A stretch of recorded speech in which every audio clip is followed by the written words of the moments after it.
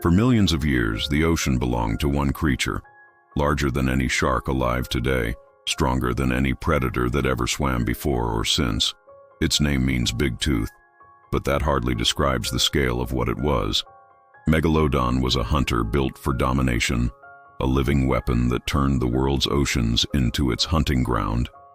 The story of Megalodon begins about 23 million years ago during the early Miocene epoch. The planet was warmer than it is today. Vast stretches of shallow seas covered much of the continents, and life in the water exploded in diversity. Whales, dolphins, and seals were evolving rapidly, creating an abundance of prey.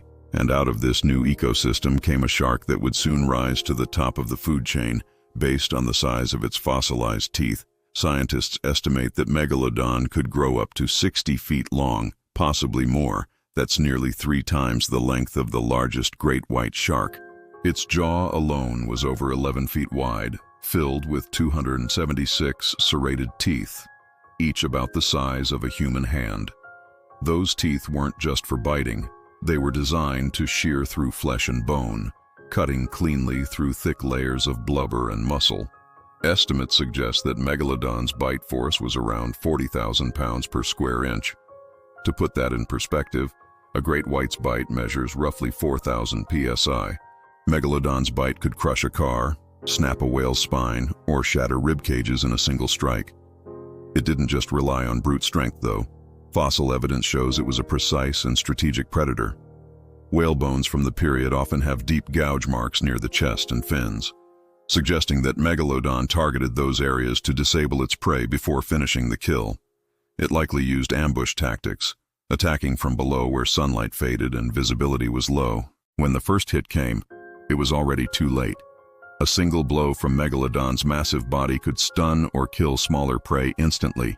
For larger animals like whales, it would circle back, bite repeatedly, and wait for blood loss to do the rest.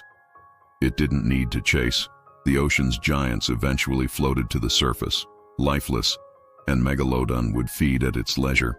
Fossil evidence of Megalodon teeth has been found on every continent except Antarctica. This suggests it occupied nearly every warm ocean on Earth. It thrived in coastal waters, near areas where large marine mammals gathered. This gave it a steady food supply and allowed its young to grow safely in shallow nursery zones. Despite being a shark, Megalodon wasn't simply an enlarged great white. Genetic and anatomical studies suggest it belonged to an entirely different branch of the shark family tree, known as Odontidae. It probably had a more robust body, a shorter snout, and a wider, flatter jaw. Great whites are built for bursts of speed, while Megalodon was designed for power and endurance. It was slower but unstoppable once it closed in on its target. For nearly 20 million years, Megalodon dominated the oceans. It was the ultimate predator, feeding on whales, dolphins, seals, and even other sharks. But around 3.6 million years ago, something changed. The climate began to cool, glaciers formed, and sea levels fell. As the oceans cooled, tropical waters shrank, and Megalodon's preferred hunting grounds began to disappear. Whales, the primary food source of Megalodon, adapted better to the change. They evolved to survive in colder waters and began migrating toward the poles. Beyond Megalodon's range, new competitors also appeared, including the ancestors of modern orcas, smaller and more intelligent predators that hunted in coordinated packs. These early whales could chase prey across vast distances and thrive in colder environments. Megalodon, built for warmth and shallow coasts, couldn't follow. As its prey moved away and competition increased, the population of Megalodon began to collapse. Juvenile sharks that relied on shallow nursery areas were hit especially hard as coastlines shifted and sea levels dropped. Over thousands of years, its range fragmented, and eventually the species vanished from the fossil record. But extinction doesn't erase mystery. Even today, Megalodon continues to haunt the imagination. We've never found a complete skeleton. Since sharks are made mostly of cartilage which rarely fossilizes, all we have are enormous teeth and a few vertebrae. From those fragments, scientists reconstruct what it might have looked like. But in truth, much about Megalodon remains uncertain.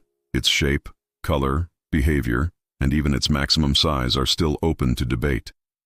That uncertainty fuels endless speculation about whether Megalodon might still exist. Stories of enormous shadows under ships, massive bite marks on whale carcasses, and sonar readings of unidentified giants occasionally make headlines.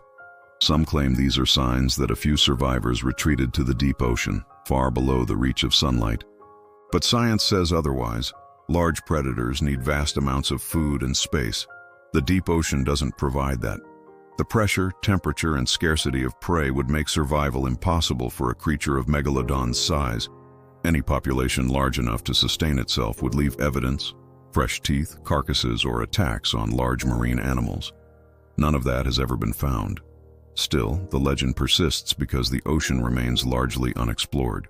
More than 80% of it has never been mapped or studied in detail. In those dark depths, the line between what we know and what we fear becomes thin. And that's where Megalodon continues to live, not in the water, but in our imagination.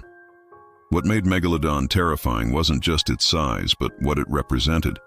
It was evolution taken to its logical extreme, a creature so perfectly adapted to its environment that nothing could challenge it, until the world itself changed.